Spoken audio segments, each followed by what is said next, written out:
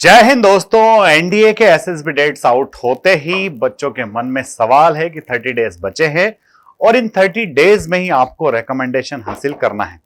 तो सबसे पहले आज के पीपीटी सेशन की शुरुआत करते हैं। इससे पहले मैं आपको बता देता हूं कि 30 डेज 30 वीडियोस में लेकर के आ रहा हूं जो आपका रिकमेंडेशन की राह को सुनिश्चित करेंगे और ये वीडियो आपको कल से मिलना शुरू हो जाएंगे।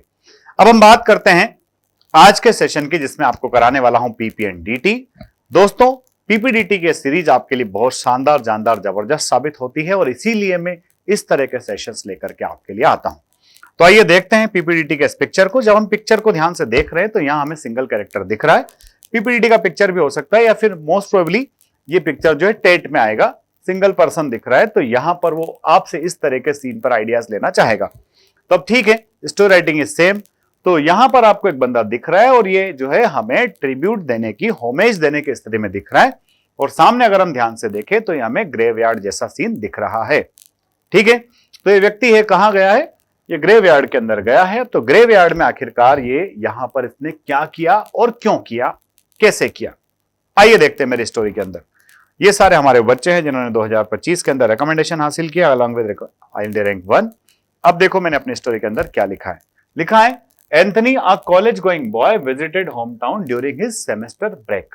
ठीक है, एंथनी जो है कॉलेज पढ़ता है और सेमेस्टर ब्रेक के दौरान वो कहां जाता है? अपने होम टाउन में जाता है। ठीक, and went to his grandfather's grave to pay his homage. ठीक है, कुछ बच्चे हैं जिनको डेफिनेटली, हम सबको लगाव ग्रैंड पेरेंट्स से रहते हैं, बट कुछ बच्चे जिनके ग्रैंड पेरेंट्स पहले चले जाते हैं दुनिया छोड़ करके, तो उनसे लगाव के कारण वो वहां जाते हैं।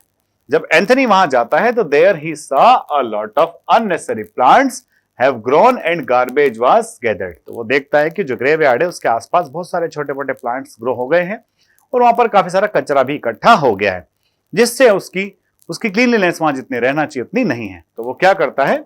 he immediately decided to clean the area and took required materials for uprooting the plants and collected garbage in the plastic bag। तो वहां क्या करता है?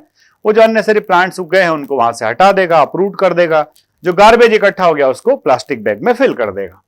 And after that he swept the place, और उसके बाद उस प्लेस की वो साफ सफाई भी ठीक से कर देता है। Now the place looks beautiful.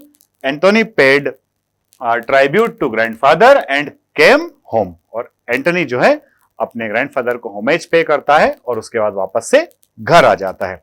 तो इस तरह से हमने पूरी स्टोरी के अंदर किसको इन्वॉल्व किया है? वो जो पिक्चर के अंदर सीन दिख रहा है, पिक्चर के अंदर सिनेरियो दिख रहा है, उसको बड़े ब्यूटीफुल तरीके से इन्वॉल्व किया और एक वेल नेटेड स्टोरी हमने बनाई।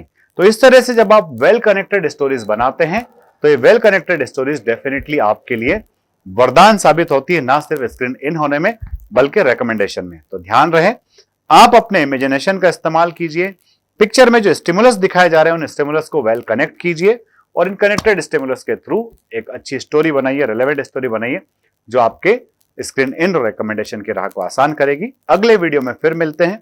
अगर ये पीडीएफ आपको चाहिए तो आप एसएस वर्ल्ड का टेलीग्राम ज्वाइन कर लीजिए, वहां से सारी पीडीएफ आपको मिल जाएगी। जय हिंद, जय भारत।